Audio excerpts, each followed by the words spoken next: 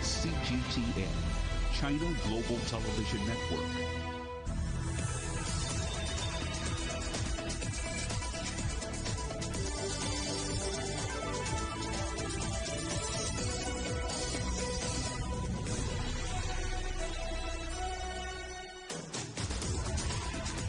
Hello and welcome to Global Business Europe, live from CGTN in London. I'm Jamie Owen.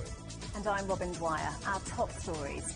Nigeria's former finance minister becomes the first African and the first woman to lead the World Trade Organization. Our other headlines: Jaguar Land Rover's new boss tells this programme the future's electric and he'll get there by 2025. The UK government announces the next phase of its vaccine rollout in England after 15 million of the most vulnerable people received their first dose. And billion-dollar bailout. Germany's plan to ensure its troubled airports get a soft landing.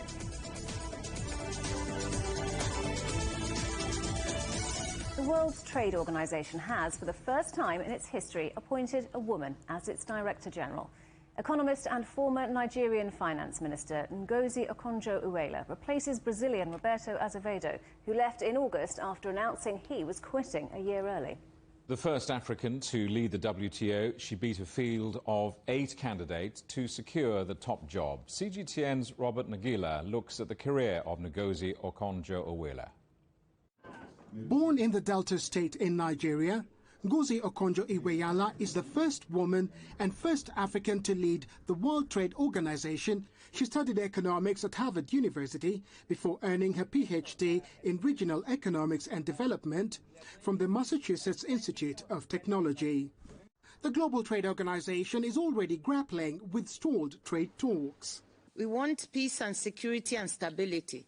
That is why the WTO is needed, with its ability to arbitrate disputes within members. The 66-year-old mother of 4 spent 25 years as a development economist at the World Bank. While there, she rose to the number 2 position as managing director, overseeing the bank's $81 billion operational portfolio in Africa, South Asia, Europe and Central Asia. Okonjo-Iweala has had 2 spells as finance minister and a short stint as foreign minister in Nigeria. She also serves on Twitter's board of directors and is a special envoy for the World Health Organization's COVID-19 fight. Let us just look and see. Despite not being involved in trade policy in much of her career, she's dealt with international trade through her work as a development economist and finance minister. She describes trade as a mission and a passion. Let's try to fix what needs fixing. And if we didn't have the WTO, we would have to invent it. Robert Nagila, CGTN, Nairobi, Kenya. Well, let's talk to our correspondent Tony Waterman in Brussels for us. Tony, how has the world been reacting to this very high-profile appointment? Well, this appointment has been received quite warmly, Jamie. You have to remember that many of the member states, actually all of them except one, had already put their backing behind her many months ago. It was just the United States under the Trump administration which had blocked her appointment. So they're all very happy now to see that the new Biden administration has given their approval, and now she is in this very, very important post. Ursula von der Leyen, the Commission president, tweeted out her congratulations, saying that it was an historic moment, that Europe is fully behind her and a plan for reform. We also have seen a tweet from Charles Michel, the council president, saying, "You bring a wealth of experience and expertise at a time when the WTO needs reform." China's Ministry of Commerce has also extended its congratulations, saying that Beijing has full confidence in her as the WTO Director General and that it hopes she can get the organization back up and running as soon as possible. There is a lot riding on this appointment, seen by many as an opportunity to just hit the reset button on this organization, which is really facing its biggest threat in its 25-year history since it was founded. All 3 of the WTO's main functions, as a multilateral deal maker, as a dispute settler between member states, and also monitoring trade, all 3 of those functions are under threat at the moment. In fact, the appellate body, which is the group which decides and rules on these disputes between member states, members of the WTO, has not been up and running for months because the Trump administration had refused to appoint new judges. So many of them believe that this is an opportunity for some much needed reform. The difficulty now is agreeing on how to do that. As you say, there have been questions, haven't there, over the World Trade Organization's effectiveness in settling disputes and its long-term future. Is the new boss up for the challenge? Well, she certainly thinks she is, and her resume would seem to prove that she is. I'm not going to go over. You've already heard her very, very impressive resume. But more than that, this is a woman that has real grit. She lived through the brutal civil war in Nigeria. Her family lost everything in that war and had to rebuild themselves from absolute scratch. When she was the finance minister, her mother was kidnapped, and the kidnappers said that they wanted her to resign before they would let her mother go free. And she stood up to those individuals, and her mother was then eventually released. So this is a woman that has a lot of courage, and this is what she believes is needed at this moment to organize, to reform this organization. You have to remember, she is not a trade expert, which is why the United States said they didn't want her in charge. But she has a different skill set, and it might just be the skill set that is so desperately needed at this point in time. The WTO was founded 25 years ago, but it really has its roots in a trade agreement which was signed after World War II. So we're talking about a 75-year-old institution which could never imagine at the time the challenges that the world would face in the 21st century. And she wants to not only make sure the WTO is positioned for the challenges of today, but also the challenges of tomorrow. So things like future pandemics and also climate change. And she thinks that having a different skill set makes her the person for that job. Tony Waterman in Brussels, thank you very much. Now, they make some of the world's best-loved cars, including 4x4 off-roaders that drink diesel, but no one would associate Jaguar Land Rover with green credentials. Well, that's all about to change, and the future is electric. At least it will be by the year 2024. That's the message from Jaguar Land Rover's new boss. Thierry Bolloré says he's reimagining Britain's biggest car maker. I asked him to set out his vision. The vision is for the business, but it's also, of course, for the brands, for Jaguar and for Land Rover. But at the heart of that vision is also the sustainability of the mobility that we want to offer through our cars and our services. And as such, this sustainability is embedded in the fact that for the Jaguar, by 2025, all Jaguar's new portfolio will be BEV only. And concerning Land Rover, before the end of the decade, we will have, in fact, all our nameplates being offered as well as BEV. And in fact, 6 of the nameplates Land Rover will be BEV offered in the 5 coming years. So the latest one will be at the end of the, before the end of the decade, but 6 BEV already in the 5 coming years. So that's the beginning of the journey. Well, I'm just wondering what you say to your critics who might say to you, you're rather late to the party on electric, you're miles behind companies like Tesla and Lexus and other makes. Does that matter? Concerning Jaguar, well, we have the I-Pace since quite a long time, and it's a great car. So the experience exists in the company, and I can tell you that the engineering team, as well as the people in charge of developing the car, they know exactly how to make that happen in a way which is going to be unique, because at the end of the day, that's the beauty of Land Rover, and we want the same for Jaguar with its renaissance, which means unique cars that the others cannot do because they don't offer the same. What are the jobs implications of your strategy? This is a big, bold plan, and presumably there are going to be some pretty big changes in your current setup. Yeah, it's a good point. I think when you enter in such a journey, and you know that embedded in Reimagine, we have also our transformation plan, which is called Refocus, to go in the direction of your question. Refocus means that we are in a permanent adaptation of our teammates in terms especially of skill, because the value chain of our company is changing, and we are getting positioned on the next value chain because of this clean mobility revolution, which is the one that we have in front of us, and pretty quickly. So this is where we are permanently upskilling and reskilling our people to make sure that we can make the best of that new value chain. That's this permanent adaptation I'm talking about. And one final question, how significant, how important is China for JLR? China for us is absolutely a massive stake. It's already, our positioning in China is already significant. It's the fastest growing market for us. You know that in China as well, everything which is luxurious is extremely among the fastest growing sub-segments of that big market. And we can already see the success of our cars, and especially the iconic cars that we can offer onto this market. So it's a big weight for us as well in terms of revenue, in terms of profit, and in terms of growth. So it's major for us, China. You're watching CGTN. Still ahead. Welcome to the UK. Now it's off to your quarantine hotel. Travellers arrive at the UK's Heathrow Airport as new rules take effect.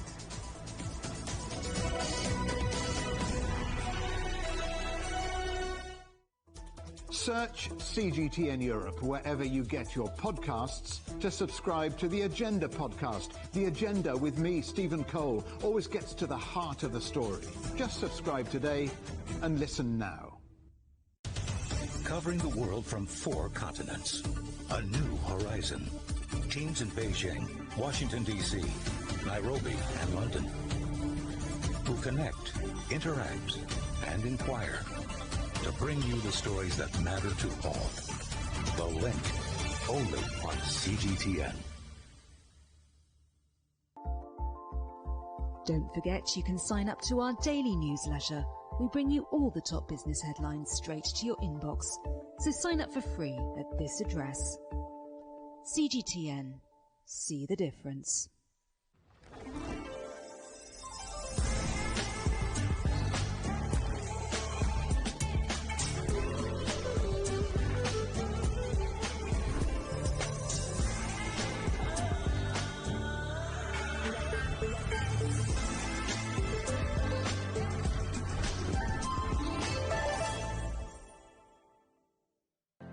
Mari, what would you say is a good question?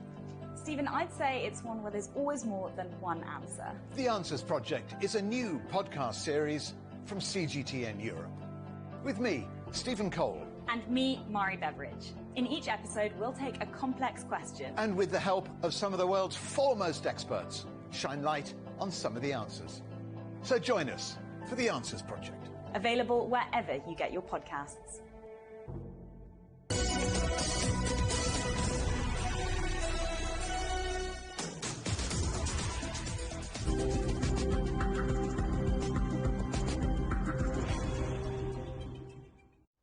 Welcome back to Global Business Europe.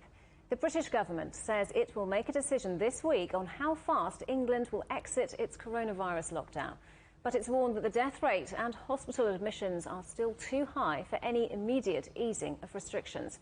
It comes as 15 million of the UK's most vulnerable people have now received their first vaccine dose. The rollout has now been expanded to over 65s and younger people in higher risk groups, estimated to be around 7.3 million people.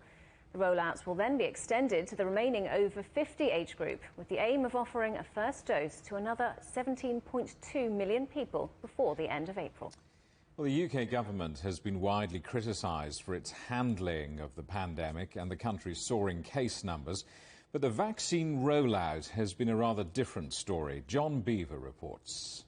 It's going to be just a sharp scratch. It's said that vaccines don't end pandemics, vaccinations do. In this vial, 6 doses of a return to some sort of normality. The promise of saving lives and restarting the economy. The UK was the first Western country to approve a COVID-19 vaccine, the Pfizer-BioNTech jab, in early December. Hi there. Hi. Hello, good afternoon. Days later, doses were already going in arms and mass vaccination centres opened early in the new year. Prime Minister Boris Johnson visited this repurposed football stadium in Bristol to see the start of the rollout. 12 hours a day, 7 days a week, thousands have come through its doors. It's that light at the end of the tunnel. We all want to get out of this, and we need to get out of it as soon as possible. Everybody needs to play the part, and we are playing a good part here, and that's what it's all about, is coming together and making sure that the NHS can get on and do their job. Early in the pandemic, the UK decided to spend vast sums on untested vaccines. They moved quickly, invested heavily, and placed huge pre-orders with multiple companies, hoping at least one would show promise. Pfizer-BioNTech and the Oxford-AstraZeneca jabs have been used so far. Moderna will be the third when supplies arrive in the spring. Many more could follow. With hospitals and key large sites getting things started, the decision was then made to rapidly expand the amount of vaccination centres. There are now more than 1,500 in England. This health centre in North London has converted its car park to create the space needed. It was offered as a pilot, so I thought we would maybe be doing one cycle of vaccinations, dip our toe in, and then hand it over to mass vaccination sites.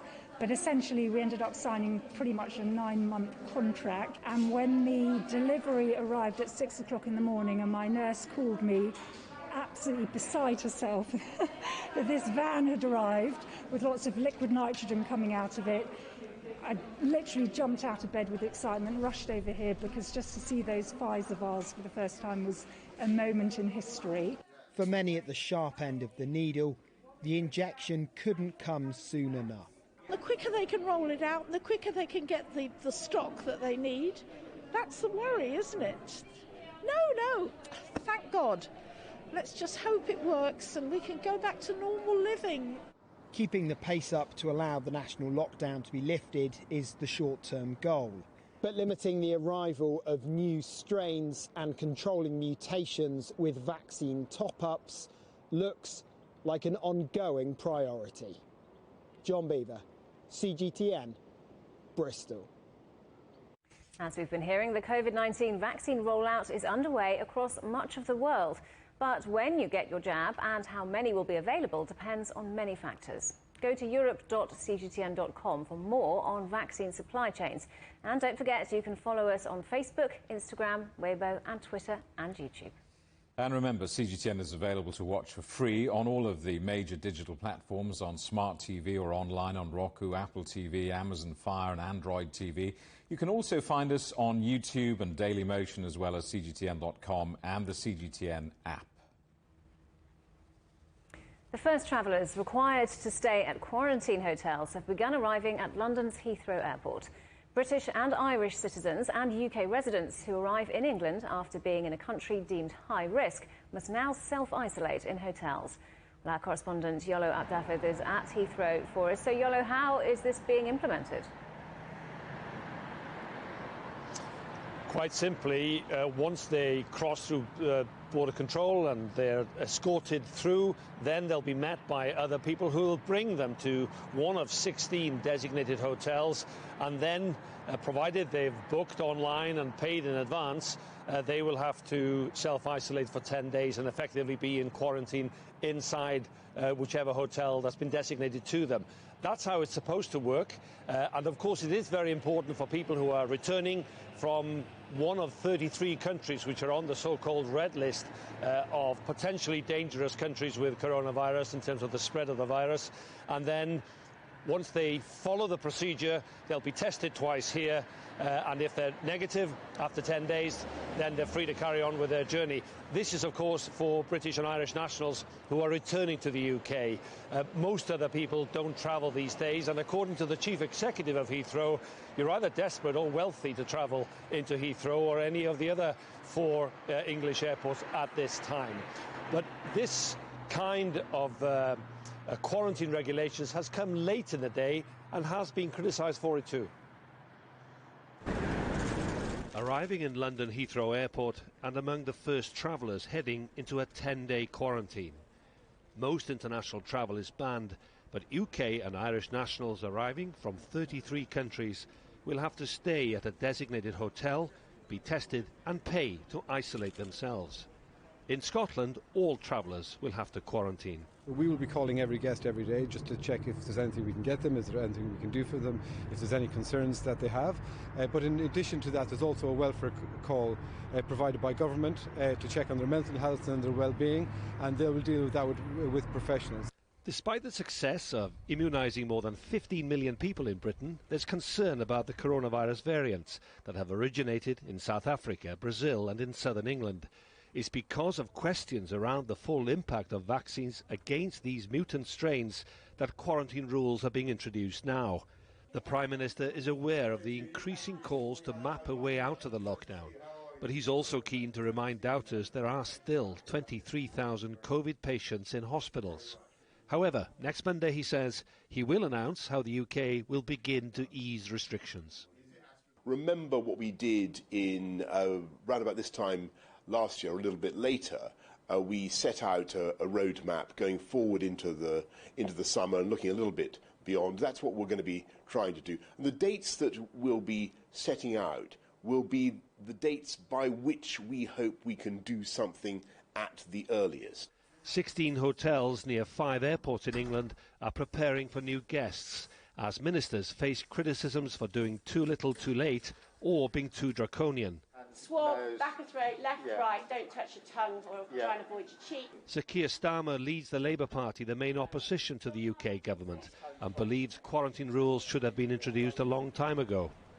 Travellers who refuse to comply could face fines of between $5,000 and $14,000. And Yolo, there are reports that the UK is looking at vaccine certificates to help Britons travel. Yes, whether they're called certificates or passports, they're obviously being discussed by several countries. Now, some countries like Greece and Spain are already looking ahead to the summer because obviously they want to try and revive the tourism industry, and they're already asking the European Commission whether there should be certificates in place to show whether people have been vaccinated or not. Other countries, Estonia and Denmark too. Now, the UK government have said that, well, we will discuss this with other people and with other countries, and obviously we'll have to be a part of it if several European countries, for instance, move ahead on that. But there will be opposition to it too. There'll be plenty of people who don't want to be vaccinated and who don't want to be forced to show that they don't agree to be vaccinated. There are other people who say, well, actually, this is an infringement of human rights and it discriminates against people. So there are plenty of arguments for and against, but you can feel the pressure coming to the boil in terms of whether the Prime Minister can start putting in place and showing dates where the lockdown will be lifted, especially with the travel industry and travel operators piling on the pressure and saying that we really have to try and open up after this lengthy lockdown. OK, Yolo Abdavid at Heathrow Airport. Many thanks. Germany is planning a $1.1 billion bailout for the country's airports as months of lockdown sends revenues plunging. This is on top of billions of dollars that Berlin has already spent to help the aviation sector survive the pandemic. Ryan Thompson reports. Berlin's former airport has found a new calling in the coronavirus pandemic. It's nothing to do with aviation, but it could be a lifeline to help Germany get more planes in the sky by the summer. Air travel is at a historic low nationwide. Hubs like Frankfurt have slashed flights, welcoming just under 19 million passengers in 2020, a far cry from the 70 million the year before. Fewer passengers means less revenue. To be precise, about $3.6 billion less for Germany's airports, who say they're on the verge of collapse. Berlin has heated warning signals, and on top of billions in aid already shelled out for struggling airlines, is now giving a bailout to the country's airports. But the deal is far from simple. Competition rules and private ownership mean that every airport will see a different aid package. But the real pinch is being felt at smaller regional airports, which have faced the most drastic schedule changes. They are a lifeline to keeping Germany's most remote corners connected. You don't have a good infrastructure for trains, and you don't have a good infrastructure for cars and cargo. The airport is the main important infrastructure for traffic. Germany is obviously still in lockdown and you're operating very few flights. Will you get the aid that you need? We kept the airport open. We had a lot of costs, of course, but I think we will get some kind of reimbursement. Though most planes are grounded now, small airports like this are also betting big on a return to tourism once the lockdown is lifted. But further border restrictions aimed at preventing new strains seem likely and could still hamper the recovery. Ryan Thompson, CGTN, Frankfurt. Well, airport operators in Europe are asking their respective governments for more financial support after passenger traffic in 2020 sunk to a 25-year low. London's Heathrow Airport, one of Europe's largest airports, saw a 73% drop in passenger numbers last year. Charles de Gaulle Airport in Paris saw a drop of 71% in 2020. And passenger numbers at Amsterdam Schiphol Airport fell by 71% as well. Well, let's talk now to Andrew Charlson, Managing Director of the consultancy firm Aviation Advocacy. Andrew, good to see you. Airports in Europe have been asking for a bailout since the beginning of last year. So why now? Why has it taken so long to help? It's really curious, Jamie. I wish I knew the answer to that. The airlines have been screaming for aid and, as a general comment, getting that sort of aid, getting bailouts pretty much since the start. But it's completely inexplicable why the other bits of the aviation ecosystem have been left as long as they have been. Maybe it's the squeaky wheel on the part of the airlines themselves. Airports tend to just sit there and do their job. But it's good to see that people are starting to realise that there's more to aviation than just the airlines. Does this bailout go far enough? I mean, Germany's hubs, I think, are set to lose around $3.5 billion across financial year 2020-2021. Is it enough? How long is a piece of string? Is it enough to keep these airports surviving so that when all of this ends, when we rebuild what will be, I think, realistically a different aviation industry at the end of all of this, will it be enough to have the assets preserved, to have them not being transferred into shopping centres or apartments or something? I really hope so, because as your last speaker in that package said, airports are a really fundamental part of regional connectivity. But I think we can't just assume that the way forward now is to just go back and build back the way it used to be. But if this keeps us alive so that we can go through a process of sensible rebuilding over time, then it's a good thing. There's no such thing as a free lunch. I mean, how will this German rescue package look like? Is it unconditional freebies to airports, or does it have a bit of a sting in the tail where national government ends up taking a share, some sort of equity stake? Well, German airports and indeed airports all over Europe are a very weird mix of privately owned, state-owned, sometimes owned by local councils and local government agencies, sometimes owned by state or national agencies. It is a very weird mix. It's going to need to be analysed case by case. As I say, in most of the small regional airports, government already has a very major, if not complete, shareholding. The question also is, should we be giving aid to every airport irrespective of whether or not it's actually competitive with other airports in a different area? It's not in Germany, obviously, but Luxembourg Airport competes very strongly with airports both in France and in Germany. Whether we need all those airports is another matter. Again, like I say, perhaps as much as anything else, it depends where the industry shakes itself down to, or what is left after the shakedown. Just a quick wider EU question. There are lots of rules in the EU about member states throwing money at national businesses, all sorts of things you can and cannot support. I wonder if this German package raises questions regarding EU competition rules. It's a short question, Jamie, but unfortunately it's a complicated answer. The competition rules specifically are about state aid more than anything else. And state aid, which is governments giving money to particular players in their country, apply if the money gives a serious distortion to the market.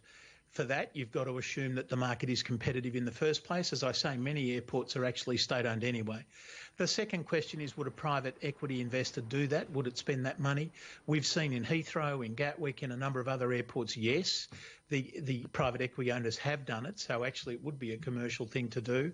And the current situation with the COVID pandemic is that there's special money and a special fund for COVID funds where, frankly, a lot of the rules aren't applying at the moment. What I think it means is that when all this ends, it's going to be great work for lawyers trying to untangle everything. Andrew Charlton, thank you very much for talking to us. Always a pleasure.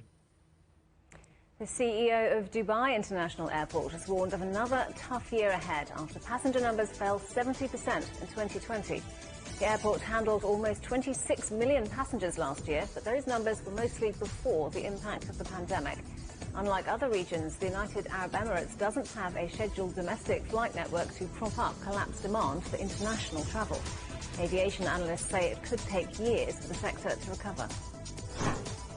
Japan's Nikkei share average has risen above 30,000 for the first time in more than 30 years after a second straight quarter of growth for the world's third largest economy. Consumer spending, government spending and exports all rose as the country recovered from a pandemic slump, fueling growth of almost 13% in the last 3 months of 2020. Bitcoin has pulled back from its record-breaking rally a day after it almost reached $50,000 for the first time. The surge has been driven by a shift in investor attitude towards the digital currency, with several major banks and credit card companies indicating they'll soon accept payment in Bitcoin. The cryptocurrency is currently sitting at around $47,800, up 64% since the start of the year. Post-Brexit trade rules have pushed up supply costs for 2/3 of small British manufacturers, according to a survey of 300 firms. Almost all reported some disruption. 65% reported higher costs and 54% said exporting had become more difficult. The Bank of England predicts trade will fall by 10% due to Britain's exit from the EU. You're watching CGTN. Still ahead, the future of Catalonia. Socialists and separatists both have cause for celebration after Sunday's election.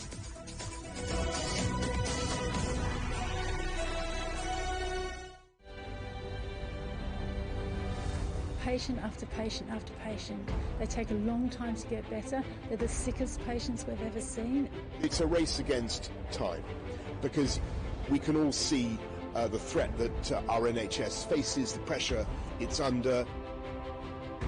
We're dealing with something we knew very little about. Europe's first 2 epicentres in February have received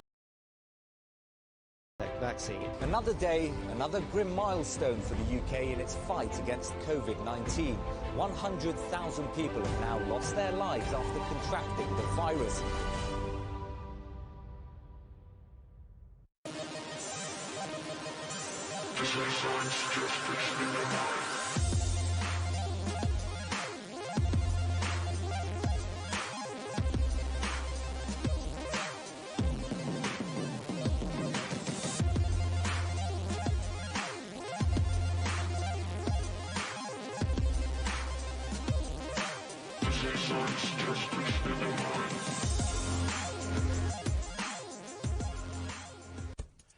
On the agenda with me, Stephen Cole, we look up into space. We look down into data. We look at debt. We look at politics. We look at opioids, climate change. We look at all the issues that really matter around the world. But you matter too. We want to tell the stories you want to see and hear about. Make it your agenda.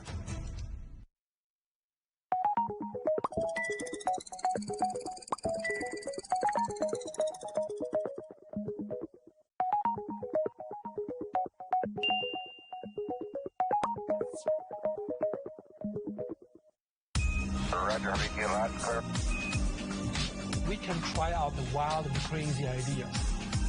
Nothing can stop an idea whose time is coming. This idea is coming. I actually feel quite comfortable in isolation. We should all be very basic when we're trying to save the world. Awesome! We hope it will happen. We have to live in hope.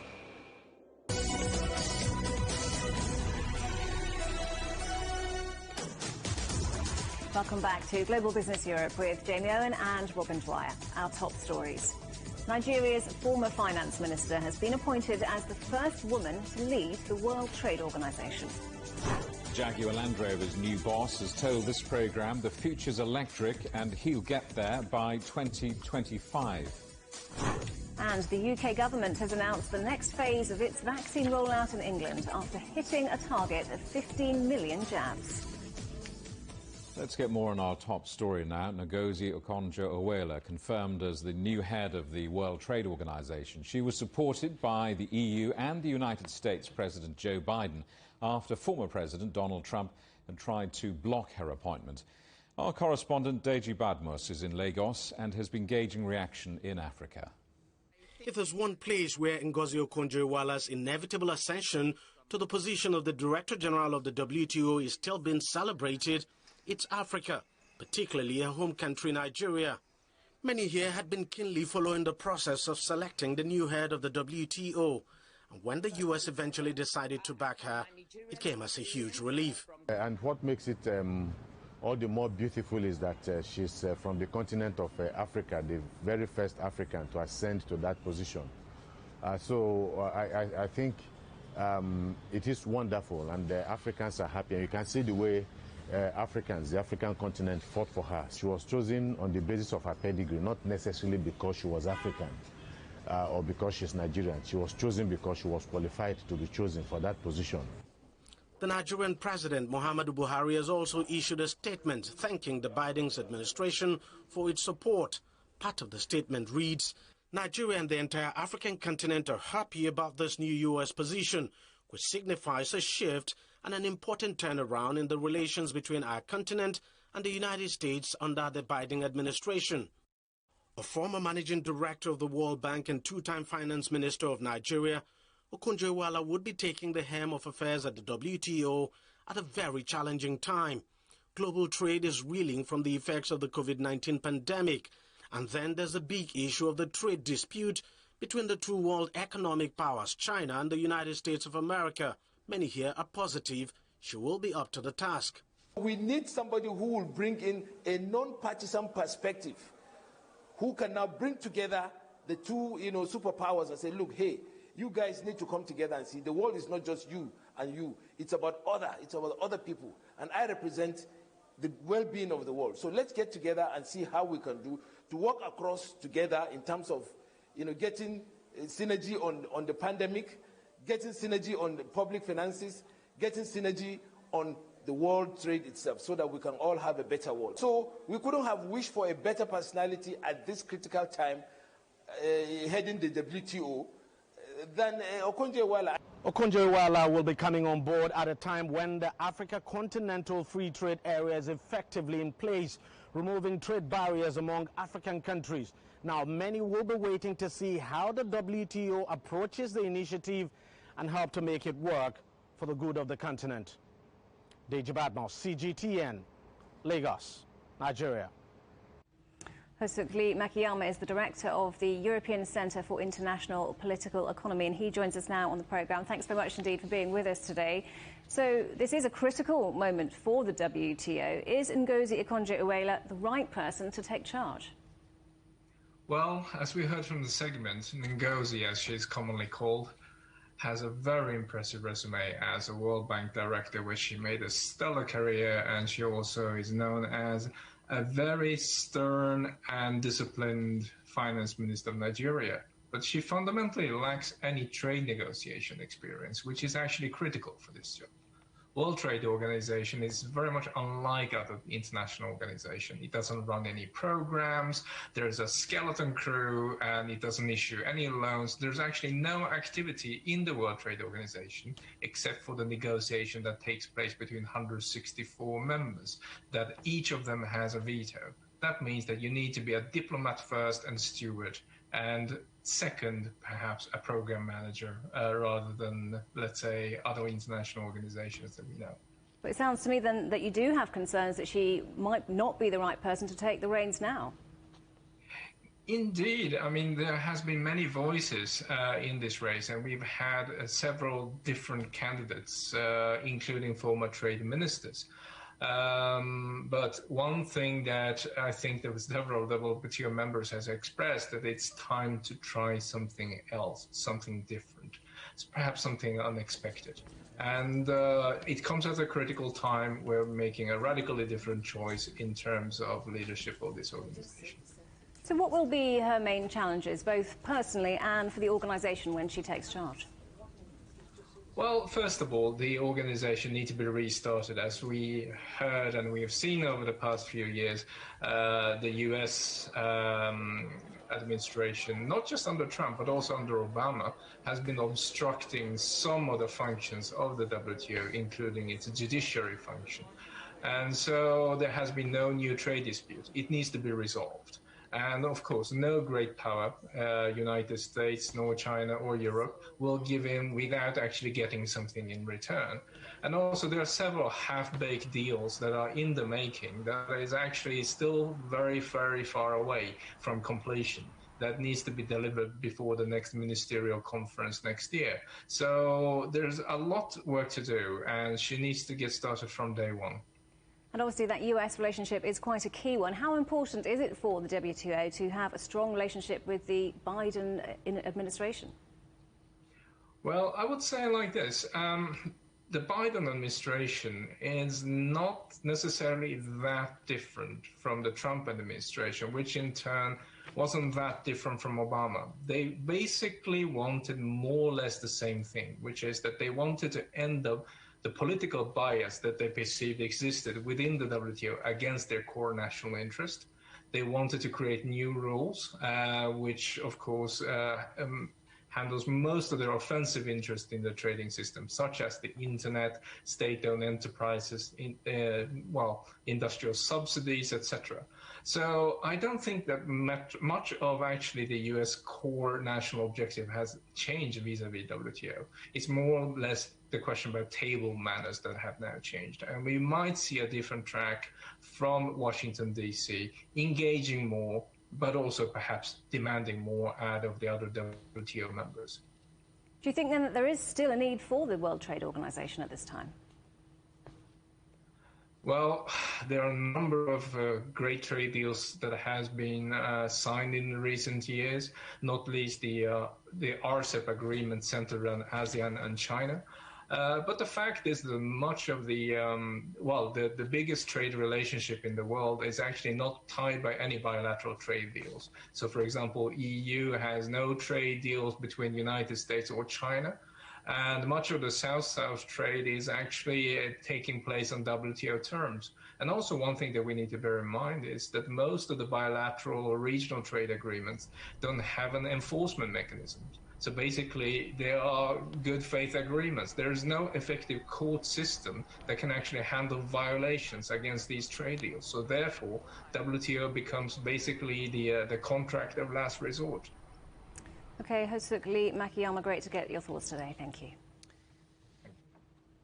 Spain's ruling Socialist Party finished as the largest single party after Sunday's Catalan elections, but for the first time, separatists seeking independence for the region have gained more than half of the votes. Not great news for Madrid, though, as Rahul Pathak now explains, the mood is rather different to that surrounding the independence referendum of 2017. Spain's former health minister, Salvador Illa, celebrating his win in Sunday's Catalan elections. His Socialist Party, or PSC, winning 33 seats, the most by any single party. La victoria clarísima del PSC en votos. This PSC victory to me now has a very clear meaning. We have to move forward and open a new chapter in Catalonia, a new chapter of change. We need to change in order to come together once again. We have to do this to move forward. But arguably, the real winners were the three main Catalan independence parties. Between them, they won over 50% of the vote for the very first time. It gives them 74 seats in the 135-member assembly, strengthening their coalition in the new parliament. It's been just over 3 years since Catalonia held a unilateral referendum on its independence, a referendum that was deemed illegal by the national government in Madrid. It resulted in Spain going through its worst political crisis in 40 years. This time, the tone and language much more measured. I would like to send a message to European authorities. The results are clear. We, the pro-independence parties, have a majority. We have reached more than 50% of the popular vote. The Catalan people have spoken. The time has come to negotiate a referendum of self-determination. Please get involved. As predicted, voter turnout was significantly down on the 2017 elections. Many people wondering why a vote was being held at all, while Spain was still in the grip of the third wave of the pandemic. Madrid's central government will be hoping for more stable relations with the region, as the ERC, the largest of the pro-separatist parties, has opted for a more gradual approach to independence, and this could open the door to possible dialogue with the government. Rahul Pathak, CGTN, Madrid. An anti-establishment party in Kosovo has delivered a landslide election win. The left-wing reformist Vatevendoshi party has around 48% of Sunday's vote, with 90% of ballots counted. Its leader, Albin Kurti, has pledged to fight corruption and says there should be no compromise in talks with neighbouring Serbia. The governing Democratic League of Kosovo is set to finish third. South Korea will not use the AstraZeneca COVID vaccine on people over the age of 65, reversing a decision it made last week. The country's disease control agency says it will wait until more efficacy data is available. The World Health Organization says the jab is safe for all ages. Seoul has also rolled back on its target to vaccinate 1.3 million people in the first quarter of this year. A plane carrying 200,000 doses of the Sinopharm vaccine has arrived in Zimbabwe. The shipment was donated by China and will be followed next month by a further 600,000 doses bought by Zimbabwe's government. China has also sent shipments to Egypt and Equatorial Guinea. New Zealand Prime Minister Jacinda Ardern says the 3 new COVID-19 cases are the variant first detected in the UK last year. The cases, all within one family, prompted a lockdown in the country's biggest city, Auckland. New Zealand has been widely praised for its response to the pandemic, reporting just over 2,000 cases and 254 deaths. Politicians and activists in India have condemned the arrest of a 22-year-old climate activist. Disha Ravi is accused of circulating a document tweeted by Greta Thunberg, which explains how to help protesting farmers in India. An Indian opposition member of parliament says her arrest is an attempt to stifle political dissent. French military assistance was top of the agenda as President Emmanuel Macron held talks with leaders of the G5 Sahel countries in Africa, that's Burkina Faso, Chad, Mali, Mauritania and Niger. It's a year since France boosted its troop numbers in the African region, but jihadists remain in control of vast swathes of territory. 6 United Nations peacekeepers have been killed in Mali this year, and France has lost 5 soldiers since December. Protests are continuing in Myanmar after a weekend of demonstrations against a military takeover. Former leader Aung San Suu Kyi is one of many political figures arrested. She's due to appear in court on Wednesday. Catherine Drew reports.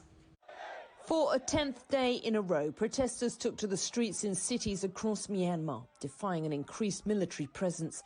In the main city of Yangon, they surrounded the headquarters of Aung San Suu Kyi's NLD party, demanding her release. Staff inside waved their support.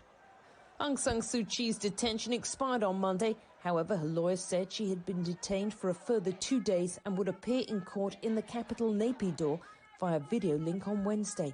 They said they had not been given a chance to meet her or the other detained politicians. We will try to meet Aung San Suu Kyi again, but for now they are not here. They are not allowed to be here, and there is also no video conferencing available either. So there will be no opportunities to meet them at all. Aung San Suu Kyi faces charges which include possession of unlawful communication devices, walkie-talkies used by her security staff. Protesters voiced their demands despite a warning that long sentences and fines will apply to those who obstruct or incite hatred towards the military powers.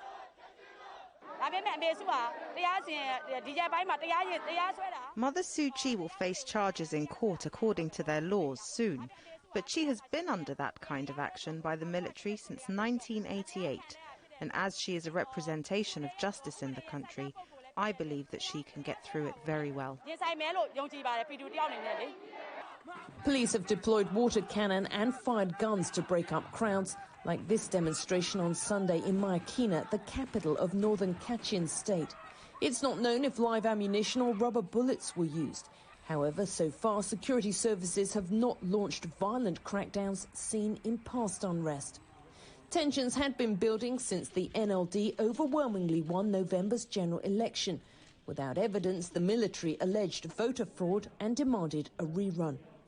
Military leader General Min Aung has said new elections will be held with what he called a reformed election commission. Meanwhile, a year-long state of emergency has been imposed. Protests on the streets, however, look set to continue.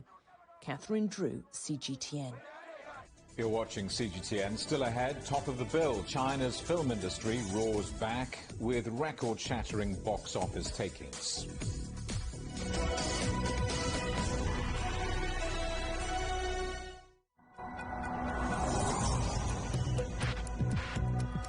Each day, there are millions of stories. Each one can open new perspectives, new possibilities. Wherever you look, we are there to see, discover, explore. We put the pieces together to find what really matters to you, all around the world, all around the clock. Our reporters are at home across the globe.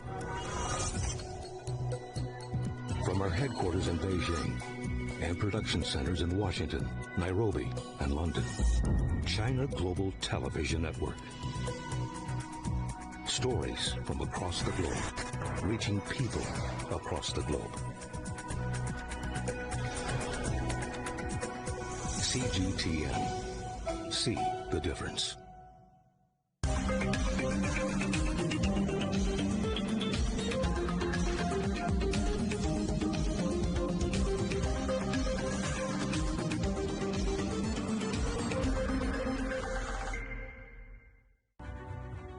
The agreement is signed. But what is the real deal now the UK has left the EU?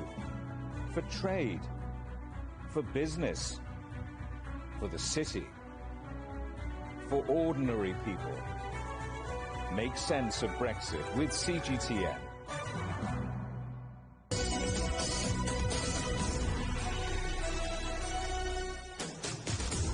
Welcome back to Global Business Europe. Cinemas across China have bounced back from pandemic losses with a boom in moviegoing during the Spring Festival holiday. Box office sales from the past 4 days have hit a record $700 million. Huang Yue reports. The long-awaited Detective Chinatown 3 has been leading China's box office as expected since its debut on the first day of the Spring Festival. It has set a new single-day record, raking in over 1 billion yuan, or more than $154 million. After watching the Detective Chinatown 3, I finally understand why director Chen Sicheng continuously pushed back its release date until now. It's worth waiting. The comedy sequel is one of the 7 new domestic titles hitting the theaters for the holiday. Other frontrunners include time travel comedy Hi Mom and fantasy thriller A Writer's Odyssey.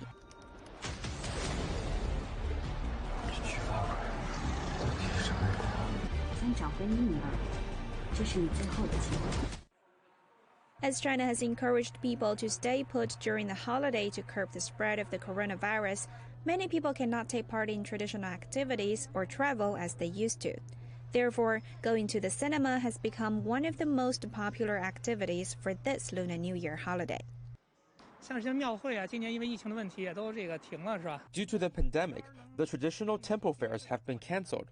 So why not go to the cinema, laugh or cry with the audience while watching the movies? It's also like a New Year ritual.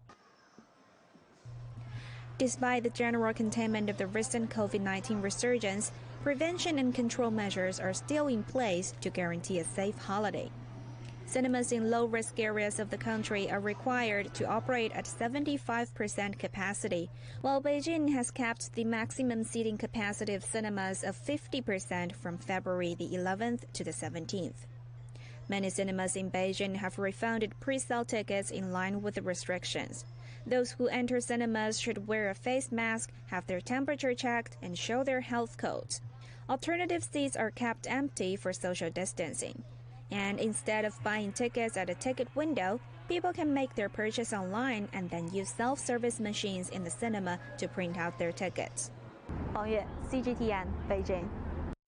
Serbia has celebrated Chinese New Year with a lantern festival. It's organised by a local artist in partnership with lantern makers from the Chinese city of Zirgon, world famous for its spectacular lighting displays. Alyosha Milenkovic reports. The Chinese New Year celebration in Serbia started with a bang. Actually, with a lot of bangs. It was a beautiful sight to see on the banks of the Sava River in Belgrade. The fireworks marked the opening of the Chinese Lantern Festival. The man behind it is a local artist and singer, Slobodan Trkulja. 3 years ago, it started as a festival in one city, in the city of Belgrade. Fast forward to 3 years later, we got much bigger installations than we used to, and we're celebrating in 2 cities, in Belgrade and in Novi Sad. The Lantern Festival in Belgrade is between the Sava River and the Balkans' biggest shopping mall. For days, it is freezingly cold in Belgrade. The temperatures that dipped way below zero muted a bit the festive mood.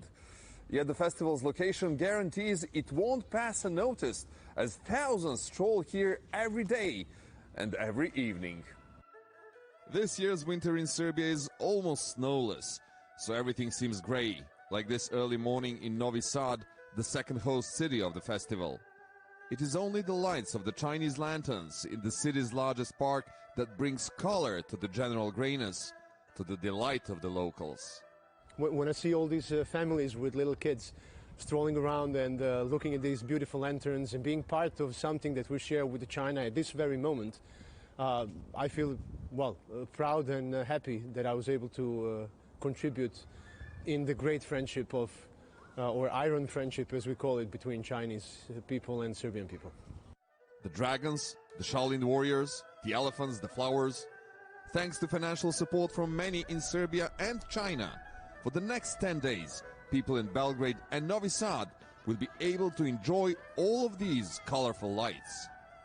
Alyosha Milenkovic, CGTN, Belgrade. The headlines again. Nigeria's former finance minister has been appointed as the new Director General of the World Trade Organization. Ngozi Okonjo-Iweala is the first woman and the first African to hold the post. She'll take office on the 1st of March. Jaguar Land Rover's new boss has told this programme that Jaguar cars will be all electric by 2025 and Land Rovers by 2030. And the UK government has announced the next phase of its vaccine programme in England. Meanwhile, the World Health Organization has just given its emergency approval for AstraZeneca vaccines to be produced in India and South Korea, with the aim of widening access to the jab in developing countries. Well, that's it for Global Business Europe. Thanks very much for watching. More on all of our stories at europe.cgtn.com. Do follow CGTN Europe on Twitter, Facebook and Instagram. We're on smart TV apps such as Roku, Apple TV, Amazon Fire and Android TV. Find us on YouTube and Dailymotion, as well as CGTN.com and the CGTN app. Coming up next on CGTN, it's Africa Live. See you again tomorrow, same time, same place. From all the team here in London, goodbye.